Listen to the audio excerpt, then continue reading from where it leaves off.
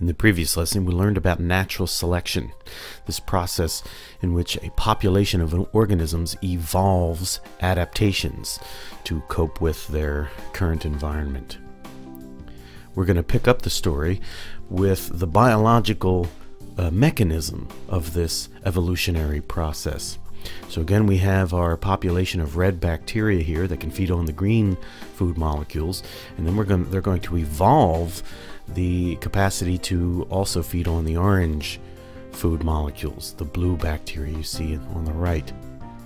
So let's go back to the beginning then, and let's look more closely at what these red bacteria are doing. Here we have an enlargement of the red bacterium, and we see they have a transporter protein here that can shuttle the food molecule, the green food molecule, into the cell. Now that transport protein on the membrane of the cell has its corresponding gene, the recipe to build that protein stored in the sequence of DNA bases.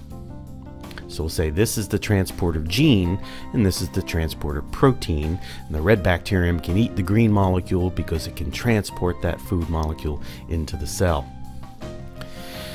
Now, during DNA duplication, let's imagine here that the entire transporter gene gets duplicated.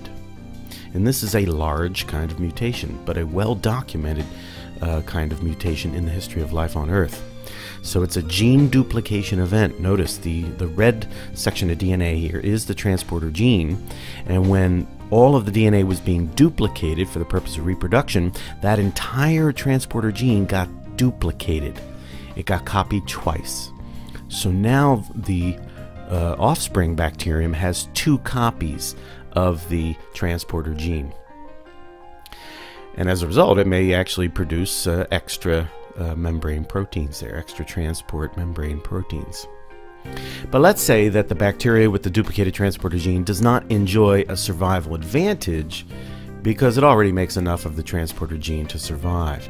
So remember, most of the red bacteria have just one transporter gene, but a new mutant now has two transporter genes. That doesn't give this individual an advantage over the original red bacteria. Well, in the next generation, another mutation occurs. So during the next round of DNA duplication, a mutation occurs in the duplicate transporter gene. This first mutation is random in the sense that the bacteria cannot steer mutations to be useful. So again, when DNA gets duplicated, sometimes mistakes happen. And let's imagine now that a mutation has occurred in the duplicate transporter gene, not the original gene, which still has the recipe for the original transporter protein, but now we have the duplicate gene with a mutation. And in fact, this altered DNA sequence in the duplicate gene changed the amino acid sequence of the transporter protein. And a change in the sequence can change the shape of the protein. And so the new transporter gene is not, or the protein is not able to import the green food molecule. The protein is non-functional. But the individual is still able to metabolize the green food molecules because the original gene is intact. So in the picture here then, again, that mutation changed the amino acid sequence of the protein and it altered the protein's shape. It's no longer able to import the green food molecule. Nevertheless, this individual can survive because it still has the original transporter gene making the original functional transporter protein. And again, in the next generation, imagine a second mutation occurs in the duplicate transporter gene. This time, the altered sequence changes the shape of the protein in a functional way. The new transporter protein can do something new, import the orange food molecule, a new source of food. So you see what we have then here is that we get a gene duplication event, and now the duplicate gene is in a sense accumulating new mutations. Some of the mutations might not be useful, but over time, the accumulation of mutations might transform this recipe into a useful recipe for a functional protein.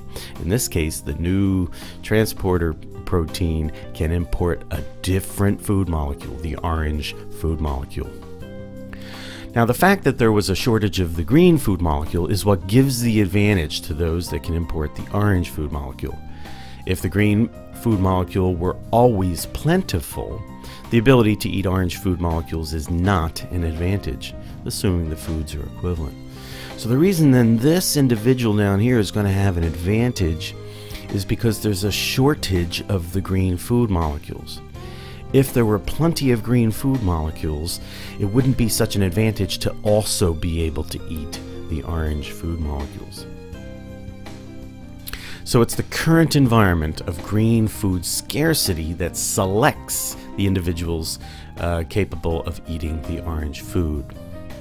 The selected individuals survive and reproduce more successfully. So we say, in a sense, that food scarcity is selecting individuals that can eat alternative foods. Another way of saying it would be the environment was favoring individuals with mutations that make proteins that allow them to eat a new food. The orange food eating trait won't evolve if it doesn't provide an advantage in the current environment.